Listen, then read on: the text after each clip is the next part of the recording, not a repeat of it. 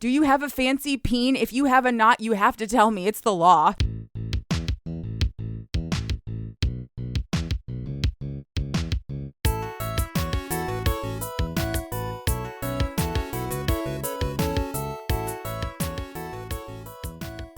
Hello and welcome to another episode of Cheap Smut. My name is Katie Mizell. And my name is Max Joy. And this is a podcast that is here again for your pleasure after much long absence. We're on episode number 3 of season 4, technically, but this is the second book we're doing, and I'm very excited. Anyway, how are you? I am so good. I just started rambling. You did. And I wasn't going to get in the way. Apparently bouncy today. Yeah, no, I wasn't going to get in the way. I'm sorry. Don't be. You have nothing for which to apologize. Are you? You're good then? Hooray. I'm great. I'm glad. I like I said, I went to the gym. We are recording this on Sunday, July 5th. And I went to the gym today for the first time, I think in like 2 weeks. Yeah, it's been a while. During the summer, I like to be on my bike and be outside more. But just the idea of being in the gym filled me with dread and anxiety.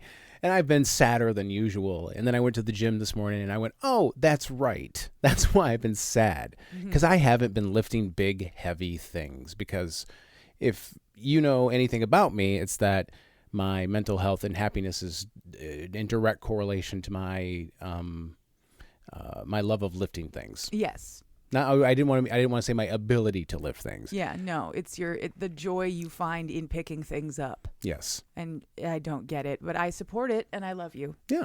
So I am much better today than I have been over the last few days.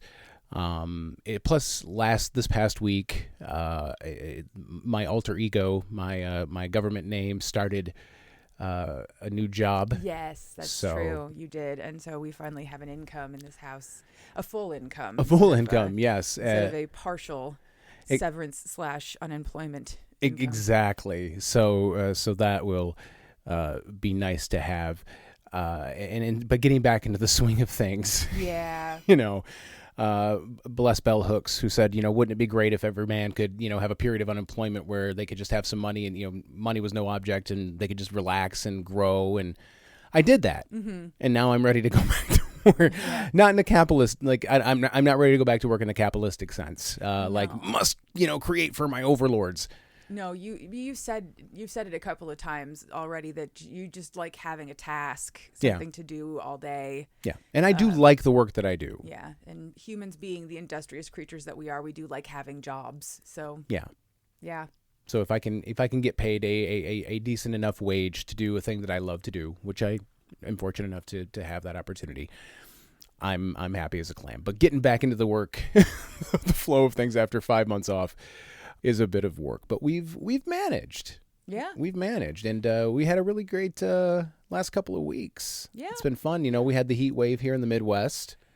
That has been fun. I think we topped out at, 97 actual, 100 and some with the heat index or whatever. I don't know how all that shit works. I'm not a meteorologist. Yeah. No, it was wicked hot here. It was wicked hot, yeah. And you spent a couple days over at the parents' house, taking the kids to the pool over at the club there, while I just suffered with the air conditioning turned up to a very communistic 78 degrees. I'm a literal card-carrying socialist. I had no problem turning up the air conditioner. I don't know what you bitches are talking about. Yeah, and then we took the kids to Dave & Buster's on the 4th. Because Dave & Buster's had that cool thing for $2.50. You can just play these games. You don't win tickets or anything, but get your kids in here and yeah, for $2.50. No, you couldn't win tickets, but if you bought it before noon, you could play all day. Yep. So the kids were so stoked because they got, for the first time, they got their own Dave & Buster's cards. Yes, yeah. They got to choose whatever game they wanted. They didn't have to do any of the card negotiations or asking for, can I do this one? Can I do that one? Yeah. They had a freaking blast.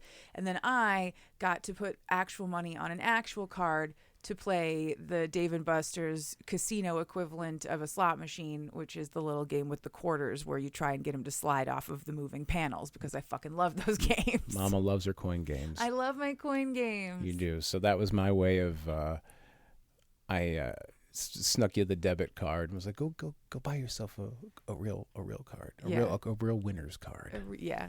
Go play some coin games, honey. Yeah. And then you had a real banner day. Oh, yeah, I did. I had a really hot at the arcade day. Yeah, you did. Buster's. You beat me with 2 seconds left on the clock in air hockey. Mm-hmm. Then you beat me at the last second in the Cruising USA racing with that hilarious avatar pic you took. God, it was so funny. God. We played the big Space Invaders together. That was sick. Oh, yeah. But then you got Pop the Lock. You got to 1. Yes, I got all the way down to almost beating the entire game, and our son witnessed it. And then when I lost with 1 point left, he cried. And he cried again last night before bed. Oh, because he's still feeling feelings about that. Oh, he's such a sweet, sensitive boy, that he one. He really is. I love him so much. Pop the Lock is a game. Imagine just a big circle. It looks like a lock, and there's just a button, and then like a clock. Like a hand, clock hand goes around, and every time it gets to a circle, you have to press the button, and it goes clockwise until it hits a button, and then it goes counterclockwise until it hits a button, and the buttons can either be far away or close, and then it speeds up the closer you get to 0, and you got to do this 50 times. Yep. And if you can get all the way to 0, then you win 1,000 tickets or some crazy nonsense. If we were playing for tickets at that point, which we weren't, I just wanted to see if I could do it. And you got the best I've ever gotten to is 4. Yeah. So to watch you get that close was so impressive. And then the second our son, I looked at him and I could hear his very distinct tone of that when he has seen something. Yeah. When he has seen victory snatched from his mother. Oh yeah. Yeah. Especially because it was me. I'm his mom, and yeah, he's seen me fail. There's literally no one he loves more than me. He's told me so many times. Yeah, and I understand his position. He broke it down for me once mathematically. There is 130% love in his body. Okay, so he's got a little extra in there. Yeah. Or no, sorry, 150% love in his body. 50% of it is mine. 50% of it is the dog's. 40% of it is yours, and 10% is his sister's. Okay. That's right. I'm behind you and the dog. This piece of shit at my feet, who I can't pet. No, because if you do, he'll start losing his mind in the middle of this. Yeah. And it'll just be that dumb shit that he does. But anyway, that's not why we're here. The reason we're here is because we've got another book on the menu for everybody. And correct me if I'm wrong. I correct you. You are wrong. Great. The great Gary Cole. Love that delivery. This episode and this book is kind of the crystallization of what you say at the end of every episode. Yes, it absolutely is. Which is what? If there's a book in you, write it. And if there's fucking in it, I'll read it. Exactly. So, so what happened? How did this week's book land on your radar? Okay. Yes. I'm so glad we're talking about this. So this week's book is The Reader and the Wolf by Carrie Boberry. And she initially dropped into our Discord. And I don't know if this was a straight up marketing ploy or if she just was like, oh, you know what? I should go hang out with the cheap smut folk or what. But she came in, she said hello. And she was like, I wrote a book, and you know how much I love it when an author is like, please be nice to my word gremlin. I love it so much. You know, I just love authors being brave and handing their books over. And so I was like, absolutely, I will read this. It sounds great. I didn't intend initially to do it for the show because I was in the middle of the new job. Right. And I just wanted Carrie to get her page reads. But then I realized this is a great book. It's a really fun little story. And it's a fantastic one to talk about on the show because of the setting of it. So screw it. We're doing it for the show. Fuck it. We're doing it live. Fuck it. We're doing it live. Exactly. I especially love this book because of the setting. And the setting of it is Monsterotica. Oh, that's right. Monsterotica 2025, the one that we went to. Right. The inaugural. The inaugural, yes. The very first one, which was, again, an incredible event. We had so much fun there. Carrie was there. We didn't meet her while we were there, but she was there. And if you remember, while we were there at that hotel, wherever we were, conference center, there was also a biosolids and tech conference happening, and a bunch of very confused people with lanyards walking around while we were all in like cosplay, and there were tentacles everywhere. Yes. So Carrie saw that thing and went, what if that was just a cover for a supernatural conference of some kind? Mm-hmm. And then she wrote a book about it. And it's so much fun. It's adorable. It's so great. And I had a great time because it's, again, it is set at Monsterotica. It's called something else, but it's set there. And so every once in a while I'm like, oh, I was there. I saw that thing. I did that thing. It's really fun. And as somebody who has attended many different, I have attended both conventions like Monsterotica, Comic Cons, and et cetera, but also lots of conferences like those for various professional reasons. Working in the medical industry as I do, I love that she is taking this tack, because I've seen both versions of this, because they're just nerds. Yes. Professionally. They're nerds professionally. That's all. I mean, that's what most of us are, just professional nerds. So there is some overlap, in terms of the behaviors and whatnot. Like, everybody wants their free swag. That never changes. That's true. We're just talking about different things. That's true. But instead of stickers that are maybe shaped like cocks, you're just getting like, oh, look at this cool magnet. Yeah, I got this pen that's shaped like a syringe. Yeah, that was cool when you got those. Yeah, exactly. Those slidey magnet things, those were great. Yeah, those slidey magnet fidget things. The slidey magnet fidgets are the best and the worst. Yes. But so when you said that she had written this book and was pulling from those two worlds, I knew that this was going to be a fun time for everyone. But there you go. If you have a book and you write it, and if there's fucking in it, she'll read it, and then she will potentially, I should amend. Potentially come on the show and explain it to me for your entertainment. And exactly. Indeed she will. So with that out of the way, let's talk about it. Okay, so The Reader and the Wolf by Carrie Boberry. Love at the Monron Book Con. Book one. Monron Book Con. That's so good. Like, so semantically good. I don't know. I'm done. He's done already. My brain, the whole time you're going to be talking. Monron Book Con, Monron Book Con. It's the rest of my life. You broke him, Carrie. You did it. It's we did it again. The thing, like, how like sometimes when, like in horror movies, they're like, oh, they're all attuned to this weird frequency, this hive mind. Yeah. Monron Book Con. It's all that's going on. Honestly, that's what happens every time there is a Monron Book Con. We all just go to it like bees to the hive. We're just like, con, book con. Monron Book Con. But yes. This book is available for $2.99 or through Kindle Unlimited, $10.69 for a print-on-demand paperback. Those prices are from like 4 months ago when I read this book. If that has changed, it's not my fault. It's Time's fault. Anyway. Fuck you, Time. Fuck you, Time. You stupid flat circle. You took my grandma. It made me late for work. Time did that, right? Fuck. Was that Time? Stop. I need to get it together here. Oh, okay. Okay. No, for real. So let's do our triple T's. Yes? Yes. These are from the book or from Carrie's website. One of the two. This is months ago.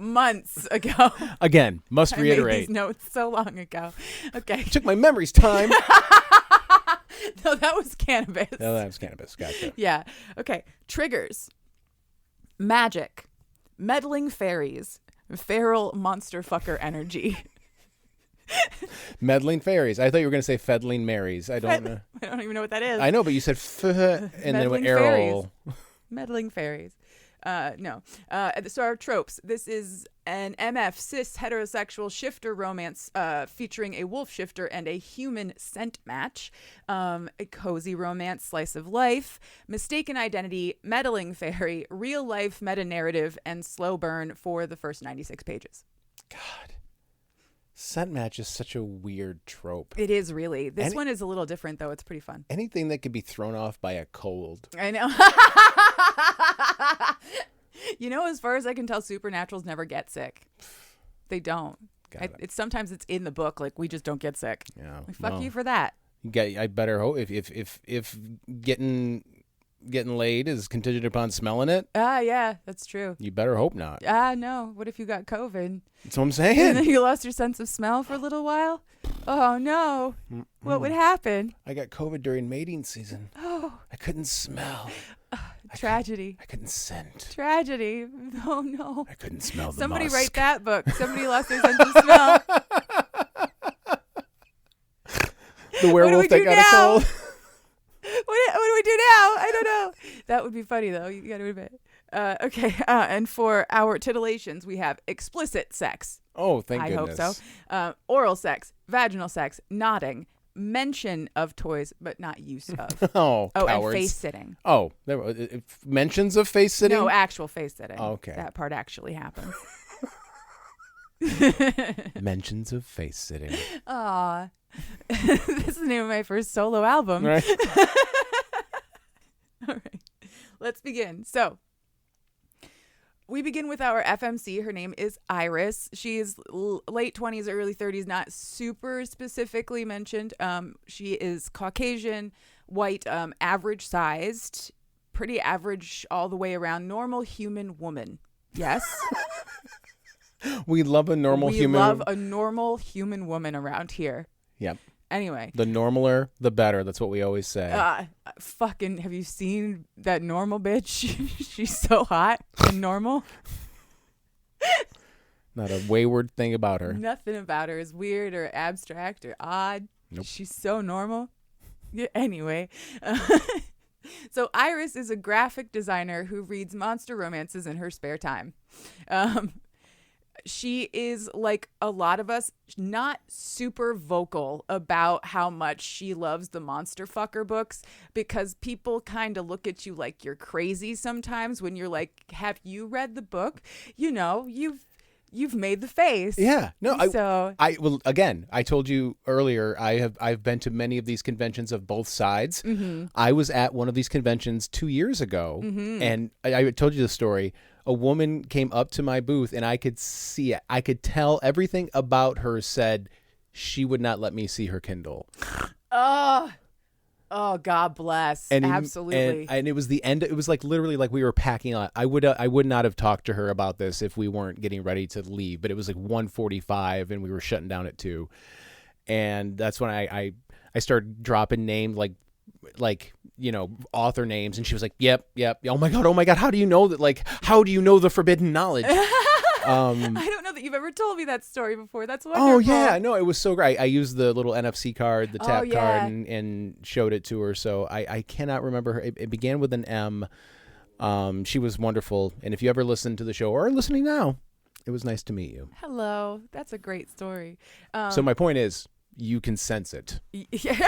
Yes, you can. You can sense a feral book gremlin in the air sometimes. But anyway, so Iris, is very excited to be going to her first Monsterotica convention, and she is going by herself. Big, brave thing for her to be doing, because she's not normally the kind of person that goes places alone, but she wants to be here because she wants to be around like-minded people where she can actually talk about this shit for once. Yeah. You know? So at the start of the story, she arrives at the hotel where the convention is being held. I loved the touch that there were giant inflatable tentacles outside of the room where that was going to be, because that is exactly what they do at Monsterotica. They flanked the door to the ballroom with inflatable tentacles. It was great. Nobody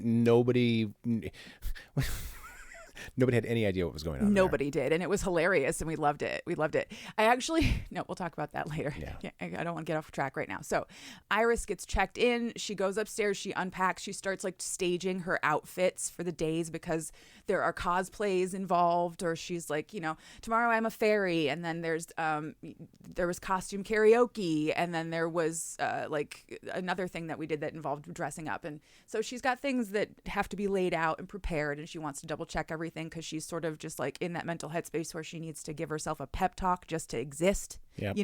Like I have all my clothes, I remember how to breathe, and my blood's still in my body. Like she's really freaking out right now, that kind of moment. She gives herself a pep talk in the mirror, and she's like, so what if you can't get your friends to read the books about the bat boys and the vampires? Like, you are around like-minded people now. You're going to meet people who love the books that you love and the people who wrote the books that you love.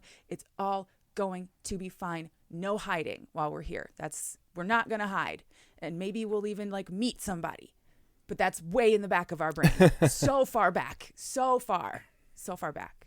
And the next day, she sets up her rolling book crate. Yes, of course, because you have to have one of those. I actually don't have one of those on purpose. You have me. I do have you, and you are my heavy lifting thing. Yeah. But also, I don't want to be tempted to fill it. No, because you would. I would. I definitely would. She gets her rolling book crate ready. She gets her bag all set up and all of her stuff that she wants for the day, and then she gets herself ready, and she is dressing up like a fairy for the day. So she puts on a set of, or like an elf. Something. She puts on a set of pointy ears, and she puts glitter on her face, and she's already kind of like she's soft looking. She's kind of feminine and ethereal in her way, and she's blonde, and so she braids her hair a little bit, and pretty soon she looks like an elf, without much effort. She looks like an elf. And she goes downstairs to get in line to get into the con, but before she gets in line, she decides she wants to go to the bathroom one more time, check herself, make sure she looks good. And so she goes to the unisex bathrooms that are right around the corner. Mm-hmm. And that is where she meets our MMC. His name is Declan. He is not supposed to be here. Like, not really. In the book? No. Oh. Weird. So he is attending the Biosolids convention at this convention center as a representative of the shifter community, because this is just a cover for supernatural council meetings that happen every year. Yeah. Nobody pays any attention to a biosolids and technology convention. No, biosolids and technology there's a certain strain. My favorite strain, I see this for some reason, I see this more than any other type of conference when I'm sharing a space, is fire safety. It's just a lot of, it's a lot of dudes in jeans and polos, tucked into those jeans. Oh God, yes. With sensible Skechers and at least 2, if not 3 cell phones strapped to their hip, strapped to their belt in those big old cases for the 3 different fire deportments that they volunteer for. Exactly. Mm-hmm. They got the main line, and then their work phone, and then their volunteer fire line. But they all dress the same. Yes. Or some form of long sleeve button up denim shirt. Yes. Picture that. I am. It's that. It's that, and it's perfect. Yep. I can picture that guy, and his name is Floyd. Hiding in plain sight. That's the shifter community right there. Yep. That is those guys. I'm telling you. It's them. It's a glamour. It's got to be a glamour. It's a reverse. Right? It's a reverse glamour. It's where it's like, like they all end up looking like the Temu version. Yeah. It's like the Temu glamour. Yeah. Yeah. It's not quite right. Yeah. Oh God. Oh God. Looks like Jacob Elordi with wide set eyes.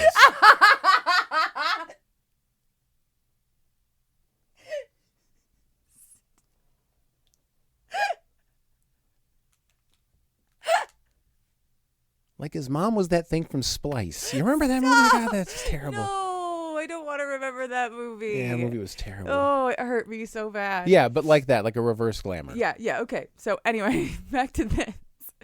So Declan is not normally the representative for the shifter community at these council meetings. It's usually his cousin, Liam. But Liam very recently got mated, and he doesn't want to leave yet. So he's like, please, Deck, let me stay home with my girl. And Declan was like, fine, you fucking baby. And he came to this conference, convention, council meeting. Thing. There's so many Conference. In his stead. And he has been wandering around this place in his full human form. He is a shifter, so he can change at will. He's not a werewolf. He's not beholden to any kind of cycle at all. But he's been in his full human form while he's wandering around the convention center because the humans are here, obviously. But now that he's just about to go into the council meetings, which are right on the other side of the wall, he's in the unisex bathroom so that he can go into a partial shift in a semi-private space. He just wants his ears and tail out, basically. Otherwise, it's really uncomfortable to keep the whole thing inside, I guess. And so he does that, and he sort of like shakes it all out like a dog. And he's now that sort of like half animal thing that we love in these books. He's got ears and a tail. He's got a fluffy wolf tail, and he's brown, I think, sort of a brownish gray. And that's when Iris walks in. And he's like, oh, hi, okay, hey, what's up, pretty elf lady. He thinks she's an elf because she's in costume. She's so convincing. And it's not like elves look that different from people. She's got the ears. She's a little glittery. She's beautiful and ethereal, and she must be an elf, right? Absolutely. And so he says hi. She compliments his ears and his tail. She thinks that he is in costume. So he thinks that she is here for the council event. He thinks that she is here for the council event as some kind of creature. She thinks that he is here for the con in costume, possibly as a very dutiful boyfriend of some kind. And so she's like, oh my God, your ears look amazing. Can I touch them, please? Oh, no. And he is just sort of taken aback by the concept of a supernatural creature who's never seen a shifter before and is therefore unaware that it's rude to ask, and is like, okay, what small backwoods? Yeah, what weird Fey village are you from that you've never? And so he lets her, and she reaches up and she touches them, and she's like complimenting how soft and warm they are. I think she asks like if he kept them in his pocket so that they would be warm when he put them on or something. And that's when... So her wrist is now close enough to his face that he gets a good sniff of her, and he realizes that she is a full-fledged human who has no fucking clue what's happening right now, and she is petting him in the bathroom. Turns out that's his thing. And he just picks up his shit and bolts. He just leaves. He's like, I gotta go. Bye. Picks up his like little briefcase or whatever and goes. And these are real. These are real. Bye. These are real. Bye. Absolutely not. So that weird moment happens, and Iris is like, okay, bye. Anyway, and she checks herself in the mirror. She goes, she has a fantastic first day of the convention. It's an absolute blast. This is not her first fandom convention. So she is kind of like, she thought she was prepared for what she was going to, encounter while she was here. But it is her first book convention. So yes, there are feral fans in crazy costumes screaming about shit you do not understand in the most polite, happy, open, welcoming environment she has ever experienced. It's like she is blown away. And again, this is exactly what book cons, at least the book cons we attend, are actually like. I have never been politely offered more penises. I know, right? In various pens, stickers, 3D printed. Exactly. Little squishy guys with faces on them. Yeah. Everything. All at this convention, there was an actual like sex toy, a double booth. They had two booths. Yeah. That sold, there was creature feature toys that just sold actual dicks, actual vaginas that were meant to replicate the ones in our books. So the weird peens, the weird bits. And And they're all so polite about it and so nice. Everybody's so sweet all the time. I have been to dozens of comic book conventions that couldn't even hold a politeness candle. No. To Monster Rock. I'm telling you, man, monster fuckers are like the warmest, happiest, politest, feral little gremlins you're ever going to meet in your life. And not just monster fuckers, but that's who we're talking about right now. The dark romance readers are just the same. Those are the only two conventions I can really speak to, but I've never, ever been disappointed. Yeah. Everybody's so nice.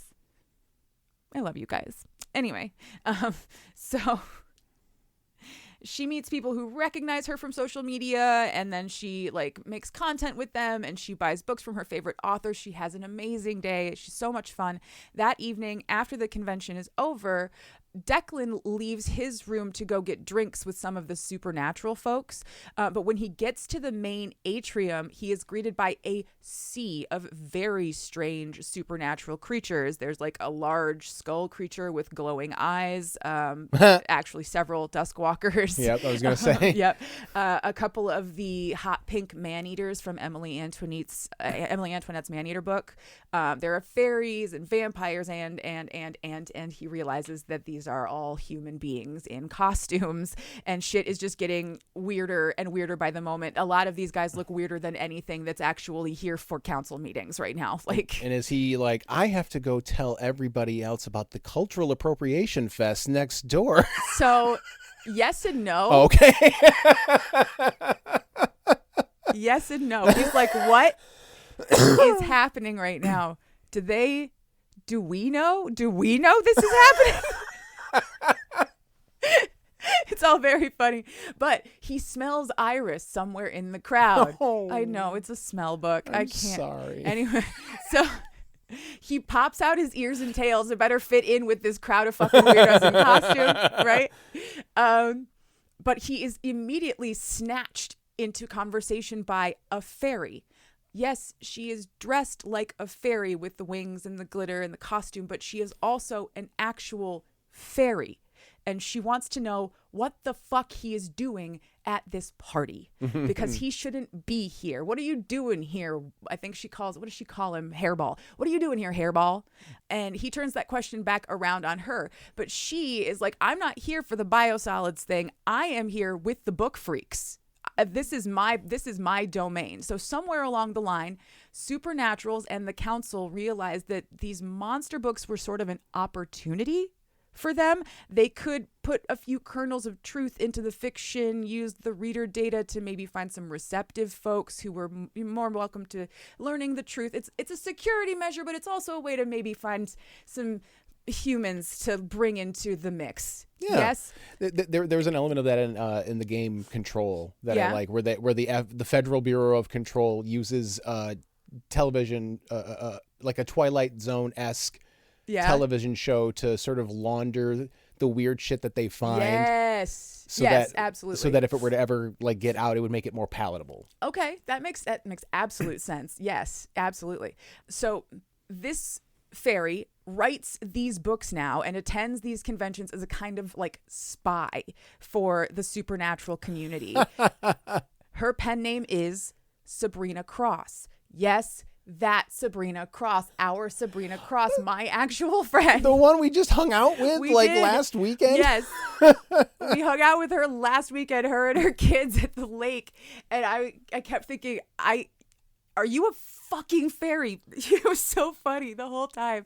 Anyway, so she is dressed exactly as Sabrina was. This is how this all came to be, basically. Sabrina was dressed like a fairy at costume karaoke the year that we went. And that fed Carrie Boberry's whole fantasy world. It's absolutely fabulous. So Declan is actually sort of vaguely thrilled about this, like knowing that these readers might be more open to the weird of it all, because he wants to know if she can help him track down someone he met earlier. Be like a hockey player finding out. What? But like in the real, like hockey players, like finding out about book talk and like. Oh, okay. And finding out like, oh, could you help me find a girl? Oh. Like, imagine this was just Oh, yeah. But a specific one he had already met. Yeah, Because exact- that's what's happening now. Yes. Okay. That's funny. I like that. somehow a hockey player didn't know about how popular hockey players were on Book Talk. Yeah. So he's like, oh, can I get chicks with that? Like that. Exactly. Kind of Yeah. thing? Yeah. Exactly. Okay. Yeah. I like it. Yeah. Okay.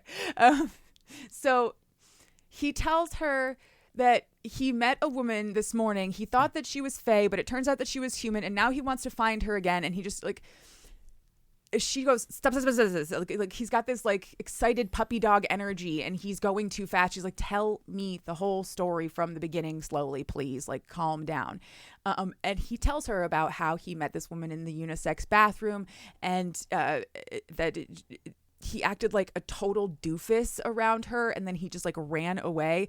And she says, oh, it's probably because she was a scent match for you, which is kind of rare and makes things a little bit more complicated. Then Sabrina literally like gives him a once over. She like goes around him one whole time and like takes him all in and decides, okay, you're good enough for one of my readers. Fine, I'll help you find her again. And she basically tells him, here's what you're going to do.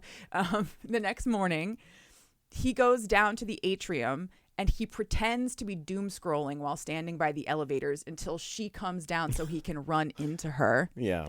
Total meet cute moment. And then invite her for coffee.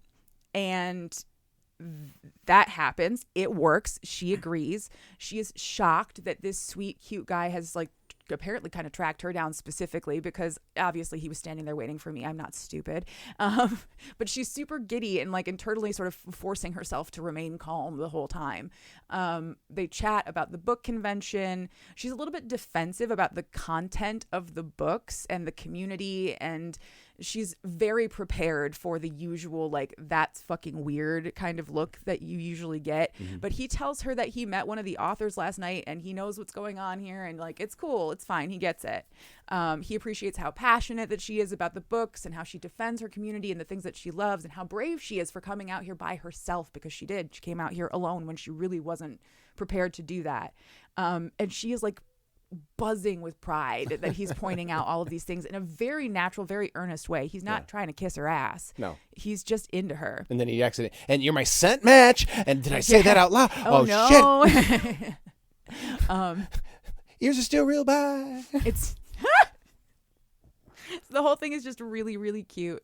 And she looks down at some point and she realizes that she's like holding his hand. Like she reached out and grabbed it for some reason. And she's like, oh, fuck, I should let go of that. And so she tries to, but he won't let her. Nope. Sorry. Hand stays exactly where it is. So adorable.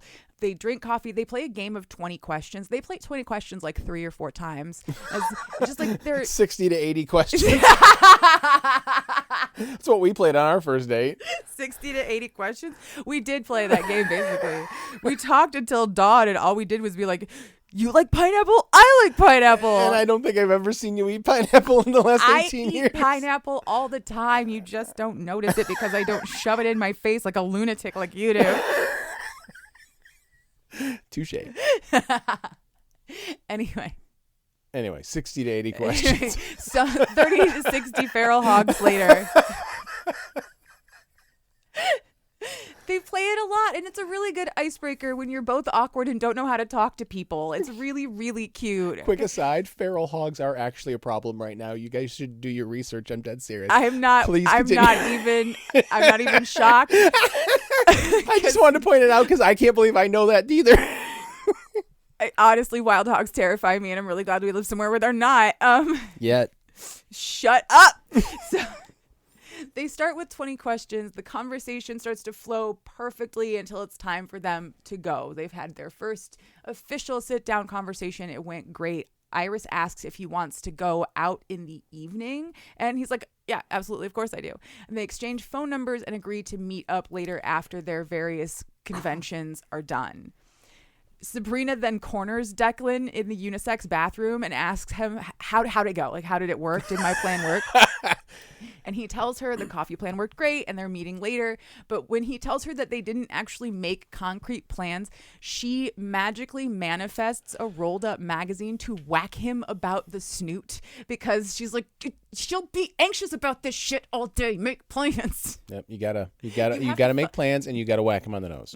It was just really funny. I fucking love meddling fairy authors who will whack you about the snoot. It's just really funny.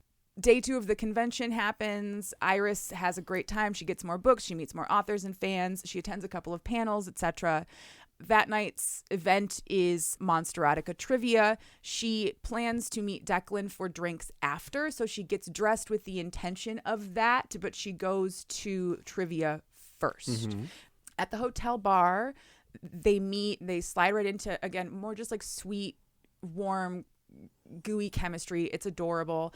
There's a moment where Declan puts on his reading glasses to better read the menu, and she's like, shut the fuck up, you have slutty little glasses. And then she has to explain the slutty glasses trope to him, and then he's like, I'm never taking off these glasses. Yeah.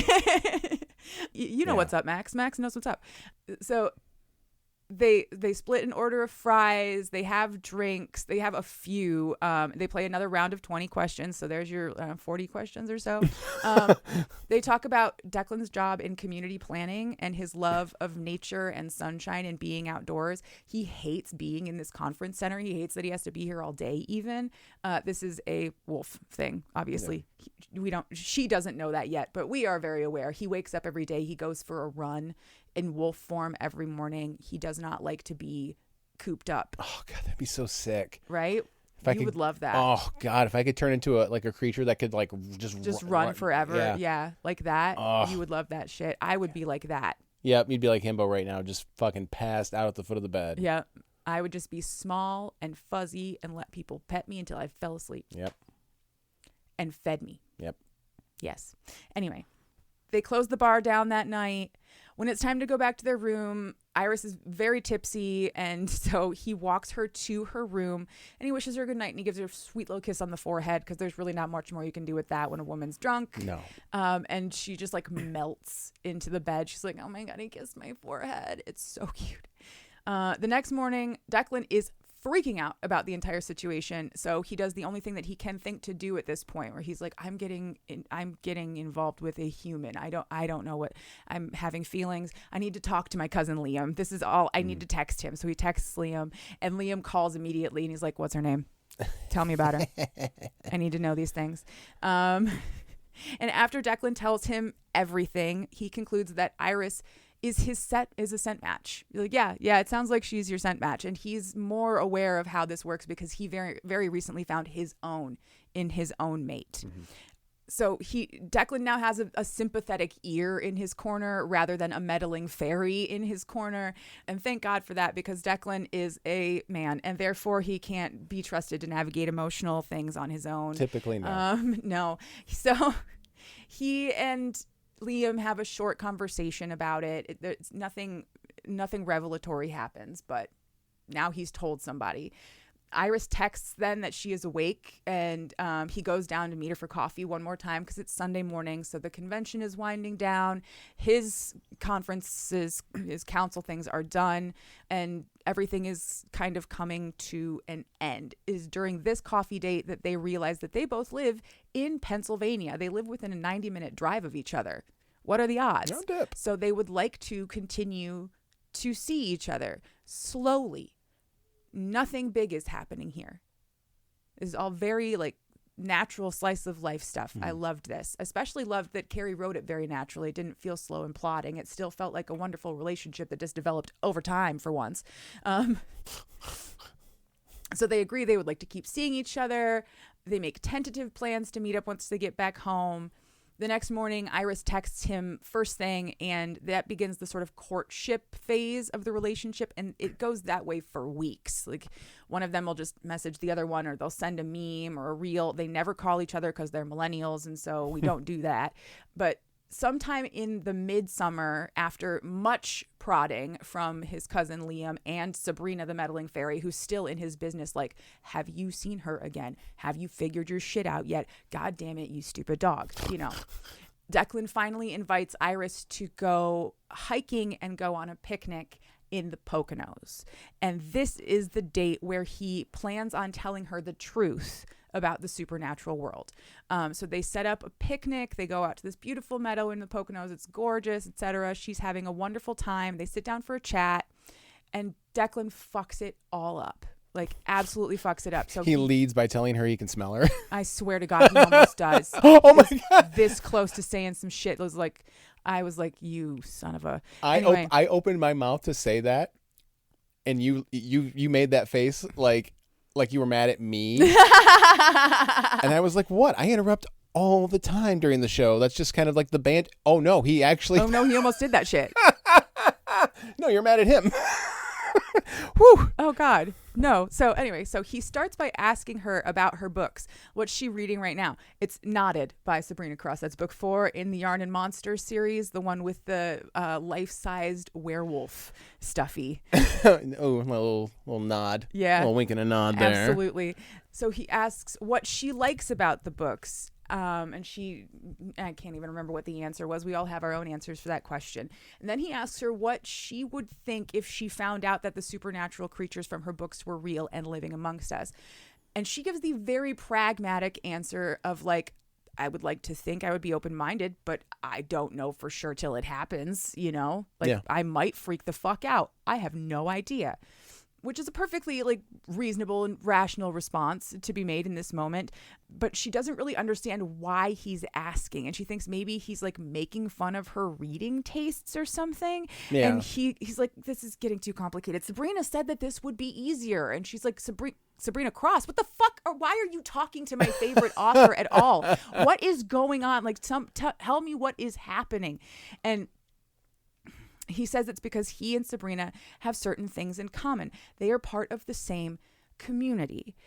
No, it's not a cult. No, they don't have a weird disease of some kind. It's not, no, just watch, okay? And then he takes his clothes off and turns into a fucking wolf, and she bolts. Yep. She's like, bye. Okay, bye. And she gathers all of her stuff from the clearing, and she hauls ass back to her car, and she leaves. I'm going to stop you right there and immediately declare this the best book we've ever done on the show, because that is the most honest response. Yes, I know, right? She didn't immediately go, ooh. How many pages is this? 100 some, I think. Yeah, perfect. It's not that many. Perfect. That's perfect because there's enough time for people to make common fucking sense decisions. Yes, there is. It's compact, but it is in a reasonable human amount of time. I can reasonably deduce that Declan is a hot man. I can reasonably deduce that. I'm sure. I get it. He's not hot enough to horrifically transform into a wolf and then still get laid. Immediately, yeah, no. So yeah, that's what happens. She leaves. She's gone. She to be gone then. And cue the cartoon running on air sound. Seriously. And like, as she is running away, he transforms back and shouts that she needs to talk to Sabrina. Sabrina can help. Like, that's all he's got left. He's like, talk to Sabrina, please. I'm so fucking sorry. I think I suck at this. He fucked it up so hard. So when she gets back to her car, she does that little like screamy thing that you have to do to get it all out and like shake your hands really fast and stuff for a second just to process. And then she gets a DM directly from Sabrina Cross. She's like, I'm not even friends with Sabrina Cross. How did she DM me? That's not her author profile. What the fuck is going on? And Sabrina is like, he fucked it up, didn't he? He just transformed right in front of you, didn't he? God damn it. Stupid fucking dog. I knew he was going to do this shit. Big dumb idiot. Once you're done freaking out and stuff, here is a link to a Discord with a lot of information. You are now in the know. The know is in capital, capitalized, the know. And Iris dives immediately into the research because it makes her feel better to have the research, right? She starts with that Discord in a thread labeled "New here, welcome, and sorry." Could you imagine living in a world where you learn that the supernatural is real, but then you're immediately handed all of the information. Okay, that would be amazing. Yes. Exactly. None of this. Oh, fine. We're never going to know. No, don't worry. No. Here's We a Discord. got you covered. Here's people who are talking about it. Yeah. Here's people who can help you. Weirdshit.gg.discord. I swear to God. Weirdshit.gg. Okay. Anyway, so after her initial research phase is done and she is calmed down, Iris texts Declan to tell him that she isn't ready to see him again, but that she does believe him and that she won't tell anyone. Good start. There you go.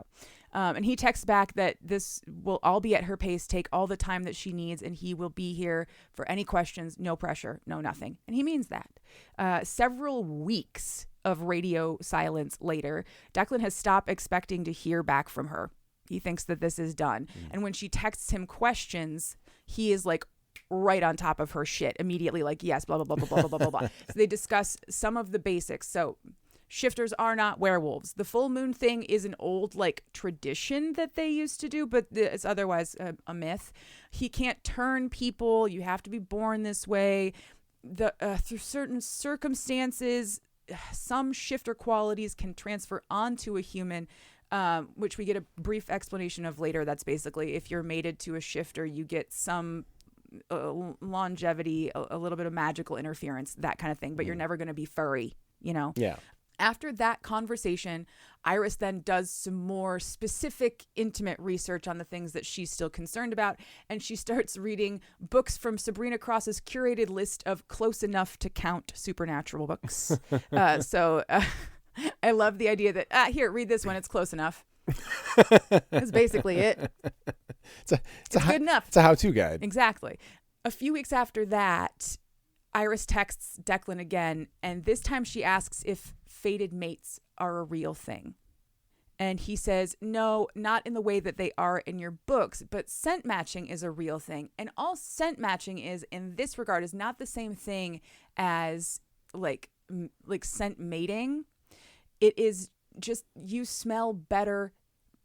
Something about you, my biology says we're compatible, but we still got to put in the work and the effort, right? It's not magic. So that's how I feel about you. Yeah. Right. Yeah. Same thing, but with noses, I guess. Yeah. Instead of whatever part of you. No, I mean, I've always thought you smelled lovely. Aw, thanks. I don't really care for smells one way or the other. I've never been much of a smell person. I tried to cultivate a perfume thing for a while, but couldn't keep up with it because the ADHD. Yeah. You know how it is. So they're they're having this conversation about fated mates and scent matching, and she asks if he has ever had a scent match before, and he tells her the truth, although he knows it will upset her. He knows he has to tell her that it's her. And then he panics right after telling her, and he leaves and he puts his phone down and he goes for a run in his shifted form, and he stops on the beach by a local lake, and he lays down in the grass. Naked now because you shift, you're naked, but he lives in a shifter community, or he lives in a supernatural community, so this is a lot more normal. So it's really natural. Yeah, for real. It seriously is. Later they talk about how there's like, the everything's a little bit bigger to accommodate the larger sizes of certain things, and there are lockers in the park because some of us take our clothes off to go for runs here, and just like things are different there. While he is sitting by this lake having his feelings, his cousin Liam comes and finds him. I can't remember if he followed him or if he just happened to be there or what, and they commiserate for a little while about it. There's no grand gesture or plan that can fix any of this. Declan just needs to give her time. That's all that he can do, and Liam's like, I'll be here for you, brother, the whole way. There's nothing else that we can do right now. Sorry. Some weeks later is what it says in the book, or some time later is what it says in the book, which is, again, indicated in weeks. It has been several chunks of weeks between them having any kind of contact at all. It must have been 3 or 4 months by this point. Iris is texting with Sabrina, who encourages her to stay in this. She says that she's not sure if she's up for it. And Sabrina's like, okay, you tell yourself whatever you need to, but I know what I smelled. And Iris is like, what is with these supernatural creatures fucking smelling me all the time? Right, bitch? Why are they always sniffing you? Why? Make them stop. Yeah. Make them stop. It's so invasive. Just for me.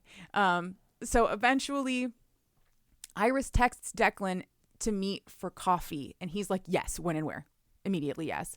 They each apologize for how they handled that big reveal moment because he did not handle it well. She did not handle it well. We all fucked this one up.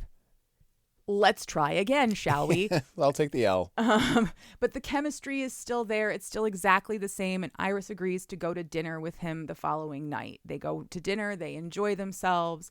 It's really solid date. Like they have a good conversation that doesn't need to start with 20 questions. You know, they've missed a lot of time together, but Iris also recognizes that they needed that time apart for her to really feel comfortable with all of this because it's huge. Like it's a big thing. Yeah. But now she is prepared and she is ready and she knows that she wants this. So she's pretty sure that she knows that she wants this. They make out on her porch. After the date, he walks her home and they make out on her porch and she invites him inside. And like, as soon as the door opened, he just like hoists her fireman style over his shoulder and just carries her to her bed. That's it. We're done. So that's our 96 pages of slow burn. The rest of this is all just sex and happy endings. So while they're getting naked, he tells her that they need to have one more conversation. And she's like, oh my God, do you have a fancy peen? Do you have a fancy peen? If you have a knot, you have to tell me. It's the law. You have to tell me if you're an undercover cop, and you have to tell me if you have a weird penis. And I think what she says is, if you have a knot, I might actually combust. And he says, I hope you have a fire extinguisher. Which, again, there are a lot of like puns and really funny little moments in this. But anyway, she's like, it's not the time for jokes, Declan. I am so serious. And he's like, yeah, no, I really do. I have a knot, but I'm glad you know. I'm glad you know about this. Iris then reaches into her nightstand and comes back with a wolf knot dildo from Creature Feature Toys. Shout out Creature Feature Toys. And she's like, I thought maybe you sent this to me as like a thing I could like prepare for. I don't know why she. Anyway, and they both look at each other and they're immediately like, Sabrina. Yeah, I was going to say. Sabrina did this because only meddling fairies would send you sex toys in hopes of keeping you in this, you know? Yeah. So, no, he had nothing to do with that. Sabrina the meddling fairy sent her the sex toy. And Declan is fucking thrilled to learn that, yes, she can take that knot. She's been practicing. Cunnilingus then occurs because he's a wolf, but he is not a monster. And then the literal best sex of Iris's entire life. They have fabulous sex, and then he knots her. And the knot is life-changing for her, basically. They do it from behind because once you're stuck, you're stuck. So then they can spoon. And she has like this crazy mind-blowing orgasm. He's stuck for like 15 minutes. When they finally can separate and clean themselves up, while he is in the bathroom, she's just like standing there like vibrating. And as soon as he comes out, she's like, will you stay the night? Because she doesn't want to do the like, should I stay? Should I go thing with him? She's just like, stay. I am fucking sick of this. I am so sick of all of this. You just stay with me. I just want to be held right now. And so he does. The next morning they wake up. They're all snuggly. He asks if she wants to go to brunch with his cousin Liam and his mate. And she's like, wow, that's a big step, right? Like he's basically your brother. And he's like, yeah, no, I want you to meet them though. Like I want them to meet you. And this is around the time that Declan realizes that he is in love with Iris, and he's like, fuck. Shit. Okay. Don't say anything. This literally just got normal again. Don't freak her out. Right. They go out to brunch. It's a great time. We don't see any of that, but it happens.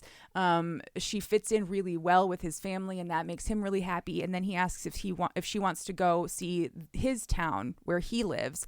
And she says yes. A lot of the projects that he has worked on, because he's a community planner, are in this town. So he gets to show off a little bit. He's very proud.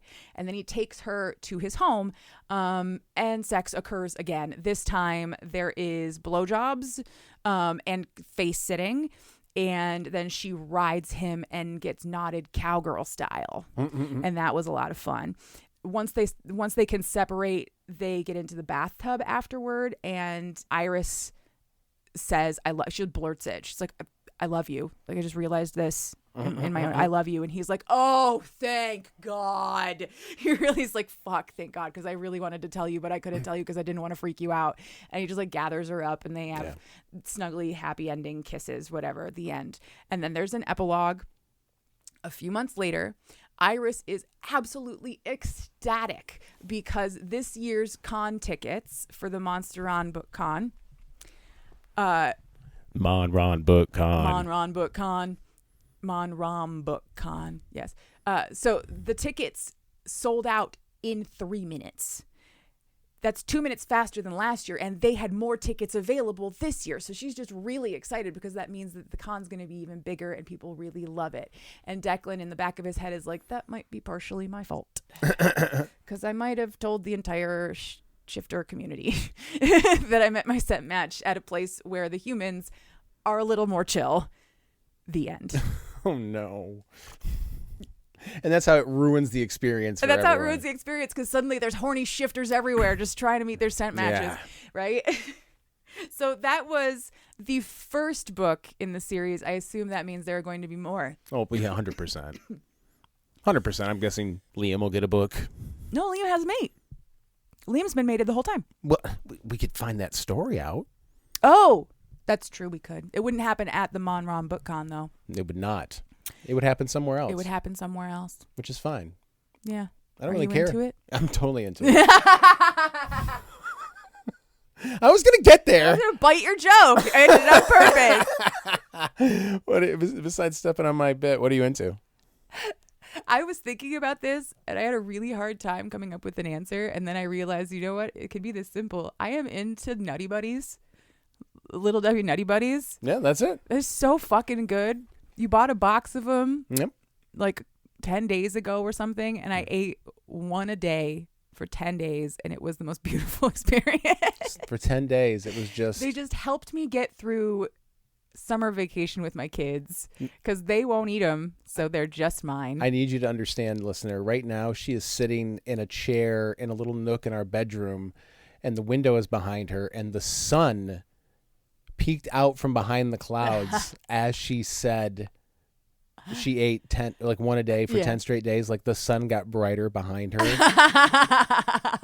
I'm not even joking. It's true. It's a coincidence. Or is it? But it's not. Yeah. It is, but it's not. Yeah. I love that for you. Yes. No, I do. I love Nutty Buddies. They're delicious. We're going to go to the gas station after this to reward our children for not killing each other while we recorded. Maybe I'll get one. Yeah, you should. I don't know. I'll decide. What are you into? I am into, thanks to the one social media site that I continue to exist on, which is Reddit. Yep. Reddit's not a social media site. Ask anybody on Reddit. Exactly. Nothing we love more on Reddit. We Redditors love to talk to each other about how we're not on social media anymore. We love to socialize by talking to each other about how we're not on social media. And we just make snarky comments on posts with screen grabs of Twitter posts. That's true. Oh, or just downloads of TikToks. Downloads of TikToks. That's all we do. But we're not on social media. Don't you dare say we're on social media. Somebody just posted randomly. One of my favorite things, or two of my favorite things. The first one is the random comedy you find in the comments of a Reddit section. I love reading great comedy when random strangers come together to make great comedy. Mm-hmm. The other thing I love is when I discover something I had no idea previously existed, and that is how I discovered France Inter Paris Radio, FIP Radio. Yes, it is just. It's apparently a radio station in France that it's playing all the time. There's DJs and stuff, but there's like, as far as I can tell, no ads. It's in French. I don't know. The music isn't all in French. Some of it is, but it's the most bizarre. It plays everything. They do. Everything. You've played it a couple of nights while we were just sitting out after the kids go to bed. Yeah. Random, and sometimes they do that shit on purpose because the song that came after the other song shouldn't have that, like that shouldn't happen. Yeah, and it's so funny. Yeah, like today today it was totally on purpose. They played Dire Straits' "Sultans of Swing." Yes, with the very famous, very twangy guitar solo at the end. You know, and then they went right into at the beginning of Thunderstruck. Like they didn't even let "Sultans of Swing" end because there's still like another minute. it just went right into Thunderstruck. It was perfect. And then all of a sudden you'll hear, I No Doubt, and then you'll hear Lovin' You's Easy 'Cause You're Beautiful by Minnie Riperton, Hard Knock Life from the original Annie soundtrack. Like it's all over the place. Mm-hmm. So I'm going to put a link. You can get the app. I don't speak French. Katie speaks and reads enough to help me out.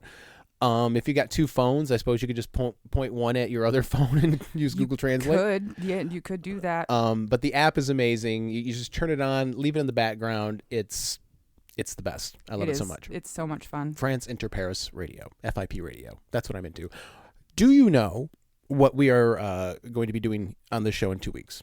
Well, I'm going to ask you. Oh, okay. Do you want horribly absurd or horribly violent? Absurd. All right. I can't. I'm not in the headspace for violent. All right. Then in 2 weeks, we will be reading Scrub Me Daddy by April Showers.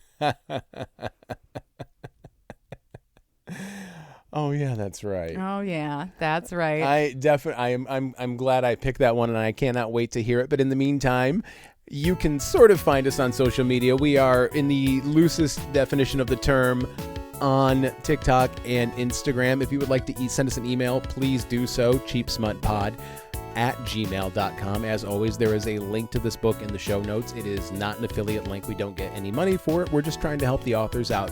If you would like to support us financially, you are not required to do so at all. But if you would like to, there is a link on our link tree, which is also in the show notes, to our Ko-fi, I don't know how to pronounce that, where you can support us financially. And if you would like, when you do that, you have access to some of our bonus episodes that we used to have from our Patreon. It's the only place you can get them anymore. We will never put them out on the main feed. Those were for our Patreons, our Patreons only. The music that you hear in this and every episode is called Storytime by me, Max Joy. Listener, remember, if there is a book in you, write it. And if there's fucking in it, I'll read it. And then she will come on this show and explain it to me for your entertainment. Now I have to go. Goodbye.